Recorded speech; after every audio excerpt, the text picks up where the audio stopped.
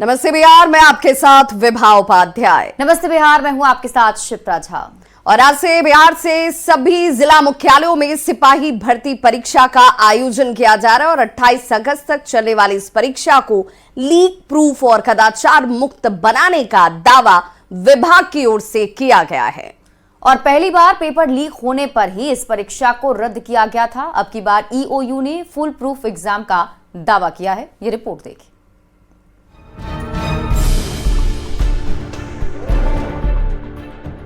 पिछली बार प्रश्न पत्र लीक होने के बाद दोबारा बिहार पुलिस भर्ती की परीक्षा बुधवार यानी 7 अगस्त से शुरू हो रही है। प्रदेश भर के सभी 38 जिलों में 545 केंद्रों पर परीक्षा आयोजित की जाएगी। 7 अगस्त से 28 अगस्त तक परीक्षा का आयोजन होगा। प्रदेश भर में कुल 545 केंद्र बनाए गए हैं। 17,87,720 अभ्यर्थी परीक्षा में शामिल होंगे।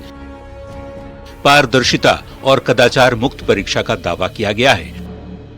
सीसीटीवी निगरानी में परीक्षा होगी। परीक्षा केंद्रों पर 500 गज के दायरे में धारा 144 लगी रहेगी। अफवाहों, अनचाहे फोन कॉल से सतर्क रहने की अपील भी की गई है। बहुत से साइबर फ्रॉडस्टर्स हैं, बहुत से ऐसे पुराने प्रोफेशनल गिरोह हैं जिनके ऊपर हम लोग नज़र रखे हुए हैं। कुछ हम लोगों को सूचना जो हम लोगों ने नंबर और ईमेल आईडी सार्वजनिक किए हैं, पता चल रहा है कि अभ्यर्थियों को कांटेक्ट कर रहे हैं। तो इस बार किसी भी कीमत पर परीक्षा में धांधली और प्रश्न पत्र लीक जैसे मुद्दों को लेकर पुलिस प्रशासन अलर्ट है। लीक प्रूफ परीक्षा के लिए ईओयू तैयार है। ईओयू का हेल्पलाइन नंबर भी जारी किया गया है। 8544428404 पर शिकायत की जा सकती है। इस नंबर पर साइबर ठगों की शिकायत कर सकते हैं। हेल्पलाइन ईमेल cybercell@BIH@NIC भी जारी की गई है। शिक्षक के बाद सबसे ज्यादा संख्या में बहाल होने वाले सिपाहियों की परीक्षा को लेकर विभाग बेहद गंभीर है। लीक प्रूफ परीक्षा के दावों के बीच सभी को यही उम्मीद है कि सिपाही भर्ती की परीक्षा बगैर किसी शिकायत के संपन्न हो। न्यूज़ 18 के लिए पटना से संजय कुमार के साथ ब्यूरो रिपोर्ट। तो बिहार में बालू माफिया पर लगाम लगाने के लिए सरकार ने अपनी कमर कस ली है। माफिया के खिलाफ इस मुहिम से सरकार ने आम लोगों को भी जोड़ने की कोशिश की। अब जो भी सरकार को बालू का अवैध खनन करने की जानकारी देगा, सरकार उसे इनाम देगी। देखिए ये रिपोर्ट। बिहार में नासूर बन चुके अवैध बालू खनन को रोकने के लिए सरकार अब सख्त हो गई है।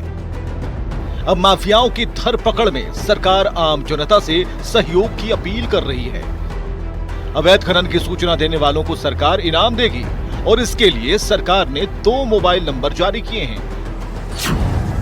पहला नंबर है 9473191437 और दूसरा नंबर है 9939596554, जिस पर कॉल करके आप कभी भी अवैध खनन की सूचना दे सकते हैं। सूचना के हिसाब से सरकार सूचना देने वाले को इनाम देगी। ओवरलोडेड ट्रैक्टर की सूचना देने पर 5,000 रुपए मिलेंगे। ट्रक जैसे अन्य बड़े वाहन की सूचना देने पर 10,000 रुपए मिलेंगे। जन भागीदारी को बढ़ावा देने के लिए ओवरलोडेड वाहनों के आवागमन की सूचना देने वाले आम नागरिकों को प्रोत्साहन राशि देने का निर्णय लिया गया है। ट्रैक्टर जैसे छोटे वाहनों पर ओवरलोडिंग की सूचना देने वाले लोगों को राज्य सरकार की ओर से 5,000 रुपया की प्रोत्साहन राशि दी जाएगी। बिहार में मौजूदा समय में कुल 891 बालू घाट हैं, जिनमें से 488 पीला बालू घाट हैं, जबकि 403 सफेद बालू घाट हैं। फिलहाल 15 जून से 15 अक्टूबर तक इन सभी घाटों पर बालू खनन बंद है। बालू खनन के खिलाफ सरकार की ये पहली कार्रवाई नहीं है। इससे पहले भी समय समय पर सरकार अवैध खनन के खिलाफ एक्शन लेती रही है। सिर्फ वित्तीय वर्ष 2024-25 की बात करें तो अब तक अवैध खनन के खिलाफ 6,095 छापेमारियां की गई, जिनमें 3,462 वाहन जब्त हुए। 832 प्राथमिकी के साथ अब तक कुल 375 लोगों की गिरफ्तारी भी हुई है। इतना ही नहीं, इन छापेमारियों के दौरान करीब 43 करोड़ 44 लाख रुपए की राशि वसूली भी गई है। डिप्टी सीएम विजय सिन्हा ने जब से खनन विभाग के मंत्री का पद संभाला है, तब से वो बालू माफियाओं को चेतावनी दे रहे हैं कि अगर माफिया बाज नहीं आए तो उन्हें उन्हीं की भाषा में समझाया जाएगा। अवैध खनन की रोकथाम को लेकर वे लगातार कई कड़े फैसले ले रहे हैं और इसी कड़ी में अब जनता से भी सहयोग की अपील की गई है। पटना से संवाददाता आनंद अमृतराज के साथ ब्यूरो रिपोर्ट, न्यूज़ 18। और खबर आपको दानापुर से बता दें, जहां सगुना मोड़ के पास भारी मात्रा में बालू लदे ट्रकों की जांच एसडीओ के नेतृत्व में की गई और इस मौके पर ट्रकों के चालान, ओवरलोडिंग और अवैध बालू की जांच हुई। इस दौरान 12 से ज्यादा गाड़ियों को पकड़ा भी गया और उन पर जुर्माना भी लगाया गया। इस अभियान में खनन एवं भूतत्व विभाग के अधिकारी, एएसपी और दानापुर पुलिस मौजूद थी। इस कार्रवाई का मुख्य उद्देश्य अवैध बालू खनन और ओवरलोडिंग को रोकना है, ताकि क्षेत्र में कानून व्यवस्था बनी रहे और प्राकृतिक संसाधनों का सही उपयोग भी हो सके। एसडीओ ने कहा कि ऐसी जांच आगे भी जारी रहेगी। अपर मुख्य सचिव खान एवं भूतत्व विभाग के महोदय द्वारा सूचना दी गई थी कि उन्हें कहीं से सूचना प्रेषित हुई थी कि यहाँ रोड पर बड़ी मात्रा में जो है ट्रक्स हैं जो बालू लोडेड हैं और कई जिनके पास चालान नहीं है, कई इसमें ट्रक्स है जो ओवरलोडेड है। तो सर ने हमें जांच करने के लिए दिया था। डीएम सर की अनुमति से हम लोगों ने यहाँ पर जांच किया है पूरा, और जांच में जितने भी ट्रक्स में पाए गए हैं जिन्होंने नियमों का उल्लंघन किया है उन सभी के विरुद्ध कार्रवाई की जा रही है। सभी को जब्त। और पटना के चर्चित इंडिगो स्टेशन इंचार्ज रुपेश हत्याकांड में पटना सिविल कोर्ट का बड़ा फैसला आया। हत्याकांड के चारों आरोपियों को कोर्ट ने बरी कर दिया है। हत्याकांड के ये चारों आरोपियों के खिलाफ आरोप पत्र दाखिल किया गया था। कोर्ट ने फैसला देते हुए कहा कि चारों के खिलाफ पुलिस के पास कोई सबूत नहीं है और ऐसे में आरोपियों को बरी किया जाता है। पटना के पुनाईचक इलाके में 12 जनवरी 2021 को इंडिगो मैनेजर रुपेश की सरेआम गोली मारकर हत्या कर दी गई थी। इस चर्चित हत्याकांड का मामला पीएमओ तक पहुंचा। मामले में 350 पेजों का आरोप पत्र पुलिस ने दाखिल किया। अब कोर्ट ने इन चारों आरोपियों, जिनमें ऋतुराज, सौरव, पुष्कर और आयरन जायसवाल को बरी कर दिया है।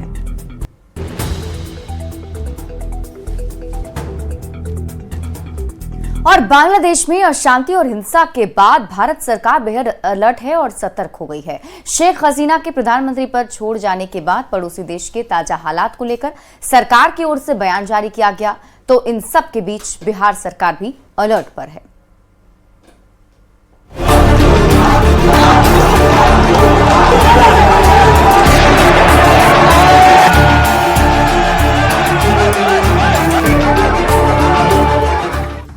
बांग्लादेश में तख्ता पलट और हिंसा के बाद हालात लगातार बिगड़ते जा रहे हैं।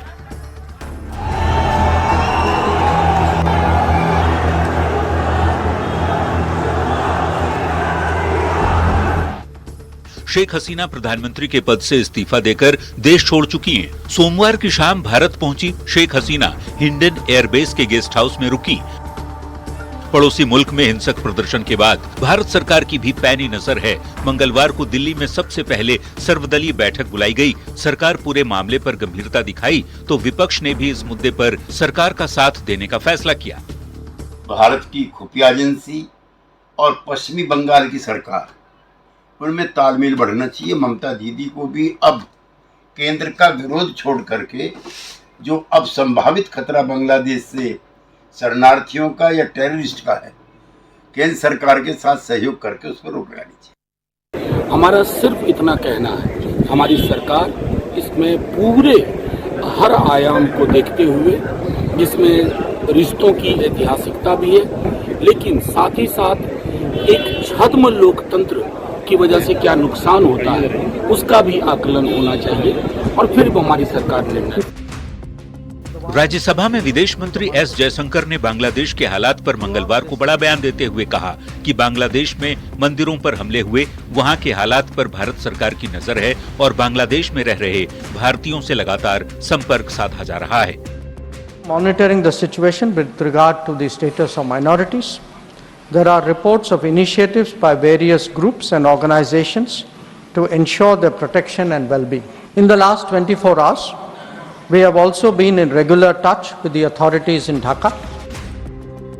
बांग्लादेश की स्थिति को लेकर बिहार सरकार भी अलर्ट मोड पर है। पुलिस मुख्यालय ने सीमावर्ती इलाकों में अलर्ट जारी कर पुलिस की गश्ती बढ़ाने का निर्देश दिया है। हमारी सरकार पूरी तरीके से सीमावर्ती क्षेत्रों में मुस्तैद है और ये समस्या कोई एक दिन की नहीं है और कोई इस तरह की बात नहीं है। सरकार सीमा पर सजग है। बिहार सरकार विशेष तौर पर इसलिए भी सतर्क है क्योंकि किशनगंज जिले से बांग्लादेश बॉर्डर की दूरी मात्र 17 किलोमीटर है।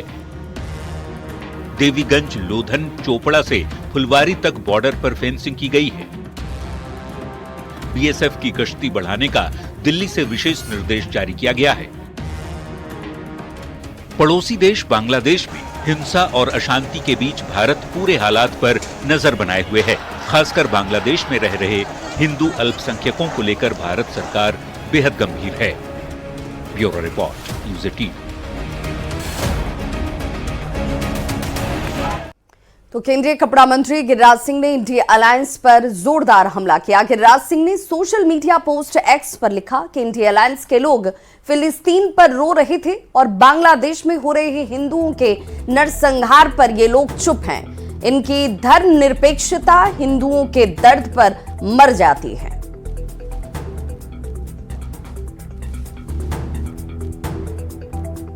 और अगली खबर आपको बेतिया से बता दें। बेतिया के नरकटियागंज में जहां अनुमंडलीय अस्पताल में मोबाइल की रोशनी में मरीजों का इलाज हो रहा है, यहां मोबाइल की रोशनी में किसी मरीज को टांका लगा तो किसी को पानी चढ़ाया जा रहा था। सबसे ज्यादा परेशान प्रसव वार्ड में भर्ती मरीजों को हुई। इस अंधेरे में अस्पताल में ड्यूटी में तैनात डॉक्टरों ने हिम्मत दिखाई और मोबाइल के रोशनी में मरीजों का इलाज किया। सड़क दुर्घटना के बाद आनन फानन में डायल 112 की टीम घायलों को अस्पताल लाई, लेकिन अंधेरे की वजह से मरीजों को ओटी में ले जाने के लिए काफी देर तक बाहर ही खड़ा रहना पड़ा। बाद में अंधेरे में ही टांका लगाकर रेफर किया गया। घायलों के इलाज से स्वास्थ्य विभाग की बेहतरी के दावे पर गंभीर सवाल भी उठ रहे हैं। कटल बा, मरीज कितना दिक्कत बा, जो समय लोगों मरता, मरीजों मरता।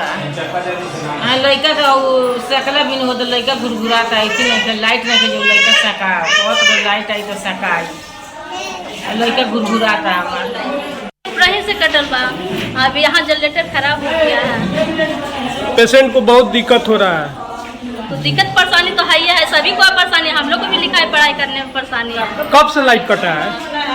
यही हो रहा है क्या क्या एडवांस कंडीशन में काम करना पड़ता है। मान अचानक से जनरेटर जल गया है और वैसा जनरेटर शायद बाहर से आता है, सब बनाने का मैकेनिक सब आएगा, तो आया है बना रहा है, लेकिन फिर दिक्कत है। बताया जा रहा है दोपहर से ही स्थिति बनी हुई है, लाइट अप डाउन कट रही है।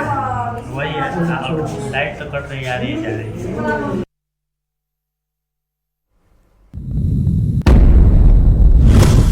और ऐसे में कई सारे सवाल हैं जो न्यूज़ 18 भी पूछता है कि आखिर अंधेरे में नरकटियागंज अस्पताल में इलाज क्यों हो रहा है, अस्पताल में पावर बैकअप के इंतजाम क्यों नहीं किए गए थे, और सवाल ये भी कि मरीजों के इलाज में परेशानी का जिम्मेदार कौन है।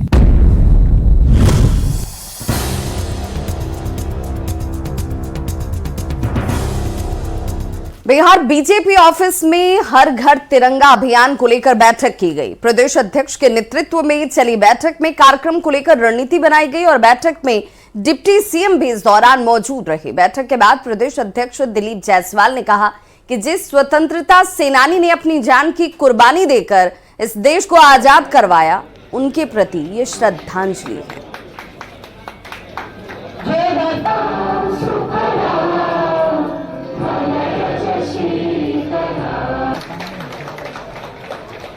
सेनानी ने अपने जीवन को न्यौछावर करके कुर्बानी देकर इस देश को आजाद किया, उसके प्रति हमारा नमन और इस देश के तिरंगा को ऊंचा रखना हमारा फर्ज है। और इसीलिए हम लोग सिर्फ वोट की राजनीति नहीं करते, इसके साथ साथ हम राष्ट्रवाद की भी राजनीति करते। और जब भी कोई राष्ट्रवाद की बात आता है तो वहाँ पर भारतीय जनता पार्टी के कार्यकर्ता ही खड़े होते हैं। दानापुर के फुलवारी शरीफ में वन एवं पर्यावरण मंत्री प्रेम कुमार ने एक पेड़ मां के नाम कार्यक्रम के तहत बिहार में 5 करोड़ से ज्यादा पेड़ लगाने का लक्ष्य रखा है। पेड़ लगाने के लिए सरकार जीविका दीदियों की मदद भी ले रही है। पर्यावरण मंत्री ने पंचायत के सदस्यों को पेड़ लगाने का संकल्प दिलवाया। और देश में मुख्य उद्देश्य था कि हरित आवरण बढ़ाया जाए। वैसे बिहार में जब झारखंड बंटवारा हुआ था तो बिहार में मात्र 7% वन हुआ करते थे। जब सरकार में आई, एनडीए सरकार जब बिहार में आई तो आज बढ़ाकर 15% हमने कर दिया वन क्षेत्र, और आगे 17 का लक्ष्य हमारा जाकर के, और इस वर्ष 4,68,00,000 पौधे लगा रहे हैं जाकर के। पटना में देख रहा हूँ ग्रामीण क्षेत्रों में जो पौधारोपण का लक्ष्य हमारा है उसमें देख जीविका दीदियों को पौधा जो दिया जा रहा है 3,82,000। समस्तीपुर में सरकारी भूमि को अतिक्रमण मुक्त कराने के लिए जिला प्रशासन अपनी कमर कस चुकी है। शहर के बीचों बीच स्थित जिला पशुपालन विभाग की जमीन को आसपास के लोगों ने अतिक्रमण कर रखा था और सरकारी कार्यालय की जमीन को अतिक्रमण मुक्त कराने के लिए डीएम के निर्देश पर जमीन की मापी की जा रही है। जमीन की मापी के लिए एसटीआरएफ की मदद ली जा रही है। दरअसल जिस जमीन की मापी की जा रही है उसमें पानी भरा हुआ है और जमीन की मापी में कठिनाई न हो इसे लेकर एसटीआरएफ की मदद ली गई। बता दें कि जिला पशुपालन विभाग का ऑफिस 2 एकड़ में है, लेकिन जमीन के कुछ हिस्सों में आसपास के लोगों ने अतिक्रमण कर लिया है। पशुपालन अस्पताल की भूमि की नापी कराई जा रही है क्योंकि पानी ज़्यादा है, इस वजह से बोट से करवाया जा रहा है। बोट से कैसे नापी हो पाएगी? वो फीता पकड़ने में ताकि सुविधा हो, इसकी वजह से डीएम साहब का निर्देश प्राप्त हुआ है। ये पूरा जो परिसर है जिला पशुपालन कार्यालय का उसका नापी कराने का, उसी के तहत ये कार्रवाई की जा रही है। जहां अतिक्रमण होगा उसके मुक्त कर दिया जाएगा नापी करने के बाद। कितनी जमीन है पशुपालन की? 2 एकड़ के करीब जमीन है लगभग। नवादा में जिला प्रशासन की टीम ने कोचिंग संस्थानों पर छापेमारी की है। डीएम के निर्देश पर जिला प्रशासन ने कार्रवाई की। जिला प्रशासन की टीम ने एक साथ शहर के नवीन नगर, पटेल नगर, हरीश चंद्र स्टेडियम समेत कई इलाकों में छापेमारी की है। दरअसल दिल्ली कांड के बाद सभी जिला प्रशासन कोचिंग संस्थानों की जांच कर रहा है। जो भी संस्थान मानक पर खरे नहीं उतर रहे हैं उन पर कार्रवाई की जा रही है। छापेमारी के दौरान सभी कोचिंग संचालकों को कड़ाई से नियम का पालन करने की अपील की गई है। जिला पदाधिकारी के आदेशानुसार जो कोचिंग एक्ट है उसके आधार पर हम जो मानक है उसके अनुसार हम लोग विभिन्न कोचिंग संस्थानों की जांच कर रहे हैं और उस पर नियमानुसार कार्रवाई की है। इन्हीं सब बिंदुओं पर हम लोग जो है अब तक कितने कोचिंग की जांच हो चुकी है? हम लोग 25 कोचिंग चेक कर पाए हैं। क्या कोचिंग सील भी कर रहे हैं सर? वो जांच मानक में जो नहीं आया हमने डायरेक्शन दिया है, उसके बाद अक्सर कार्रवाई की जाएगी। सावन के महीने में मुजफ्फरपुर के बाबा गरीबनाथ मंदिर में जल चढ़ाने के लिए बड़ी संख्या में श्रद्धालु पहुंचते हैं। लाखों श्रद्धालु 85 किलोमीटर की पैदल यात्रा कर मंदिर पहुंचते हैं और अर्घा के माध्यम से जलाभिषेक करते हैं। सावन के महीने में मंदिर में वीआईपी एंट्री रोक दी जाती है, लेकिन एक वीडियो सामने आया जिसमें कुछ लोगों के गर्भगृह में एंट्री होते हुए नजर आई और इस वीडियो के सामने आने के बाद अब मंदिर प्रबंधन समिति पर सवाल उठ रहे हैं। जिला प्रशासन ने इस पूरे मामले को संज्ञान में लिया है और आगे से वीआईपी एंट्री पर रोक लगाने की बात कही है। हाँ, ऐसा मामला संज्ञान में आया है, उसको सीसीटीवी की जांच कराई जाएगी, जो फुटेज है उसका, और अगर सही पाया जाता है तो उस पर कार्रवाई की जाएगी। बिल्कुल, इसको लेकर के स्पष्ट निर्देश दे दिया जाएगा कि इस तरह का कार्य नहीं किया जाएगा अगर किया गया हो, और इस बात को अगली समिति की बैठक में भी रखी जाएगी और जो समिति के द्वारा निर्णय लिया जाएगा। गया सिविल कोर्ट में पेशी के लिए लाया गया एक कैदी फरार हो गया है और अपने घर में जाकर छिप गया। इस घटना के बाद कोर्ट में अफरा तफरी का माहौल बन गया। पुलिस के सीनियर अधिकारी भी मौके पर पहुंचे, लेकिन तभी कैदी वापस कोर्ट पहुंच गया। कैदी की मां ने अपने बेटे को कोर्ट में वापस लाकर पुलिस को सौंप दिया। कैदी जब फरार हुआ तब पुलिसकर्मियों की सांसें फूलने लगी थी, लेकिन जब बंदी फिर से पकड़ में आ गया तब पुलिस वालों ने राहत की सांस ली। कैदी को पुलिस ने मोहल्ले में फायरिंग करने के मामले में गिरफ्तार किया था। और अगली खबर पूर्णिया से, जहां एक होटल में युवती का शव पंखे से लटकता हुआ मिला है। होटल के कमरे में एक सुसाइड नोट भी बरामद किया गया। मौके पर पहुंची पुलिस ने शव को अपने कब्जे में लिया और पुलिस के अनुसार युवती अररिया की रहने वाली थी। पूर्णिया के राहुल और युवती निशा के नाम पर होटल का यह कमरा बुक हुआ था। पुलिस को मौके से दोनों के आधार कार्ड भी मिले हैं। पुलिस को प्रेम प्रसंग में खुदकुशी करने का शक लग रहा है। होटल के सीसीटीवी से पता चलता है कि युवक रूम खुलवाने की कोशिश कर रहा है और जब लड़की गेट नहीं खोलती है तब वो वहां से भाग जाता है। फिलहाल पुलिस इस मामले की जांच में जुटी है। अब इसका इस टाइम के बाद होटल क्रिस्टल ब्लू के कमरा नंबर 304 जो 3rd फ्लोर पर है, उसमें जब आज चेकआउट था, चेकआउट करने के लिए मैनेजर लोग उसको फ़ोन किए तो फ़ोन जब नहीं उठा तो ये लोग दरवाज़ा खटखटाए, खटखटाने के बाद भी नहीं है। जब उन्होंने डुप्लीकेट चाबी से खोला है तो देखा कि पंखे के फंदे से एक ओढ़नी से एक युवती का शव लटका हुआ है। तत्क्षण उन्होंने पुलिस को सूचना दी, थाना अध्यक्ष और अनुसंधान करता है। मैं भी घटनास्थल पर पहुंचा हूं। फॉरेंसिक साइंस टीम भी आई है और जांच की है। प्रथम दृष्टया यह प्रेम प्रसंग का मामला है। मुजफ्फरपुर कोर्ट परिसर में उस वक्त अफरा तफरी का माहौल हो गया जब एक रेप पीड़िता को केस नहीं उठाने पर आरोपियों ने दौड़ा दौड़ा कर पीट दिया। सड़क पर गिरी पीड़िता आरोपियों से रहम की गुहार लगाती रही, लेकिन फिर भी आरोपी उसके ऊपर लात घूंसों की बौछार करते रहे। इस दौरान वहां पर खड़े लोग मूक दर्शक बने रहे। ये घटना सोमवार की है। कोर्ट परिसर में मौजूद पुलिसकर्मियों के पहुंचने पर हमला करने वाले आरोपी वहां से भाग खड़े हुए। परिजनों ने वहां पर मौजूद लोगों की मदद से पीड़िता को सदर अस्पताल में भर्ती कराया, जहां पर इलाज के बाद डॉक्टरों ने उसे छुट्टी दे दी है। पीड़िता के परिजनों ने बताया कि मोतीपुर के युवक के साथ शादी की बातचीत चल रही थी और इसी बीच आरोपी युवक ने उसके साथ शादी का झांसा देकर यौन शोषण किया। बाद में शादी से इनकार कर दिया। कल एक महिला के साथ में सदर कोर्ट परिसर में जो एक यौन पीड़िता थी उसके साथ में मारपीट वगैरह की गई थी। जब वो कोर्ट में अपनी पेशी पे गई थी, गवाही वगैरह में गई थी, तो उसी दौरान में मारपीट हुआ था। तो थाने के संज्ञान में आया था, तो थाना अध्यक्ष के द्वारा भी महिला से संपर्क किया गया। हम लोग देख रहे हैं इसको, लेकिन अभी महिला के द्वारा कोई भी कंप्लेन या फिर FIR करने के लिए वो नहीं दिया गया है। तो जैसे ही होता है तो हम लोग उसमें कार्रवाई करेंगे। और यार रुक एक छोटे से ब्रेक के लिए, जल्द लौटते हैं वापस।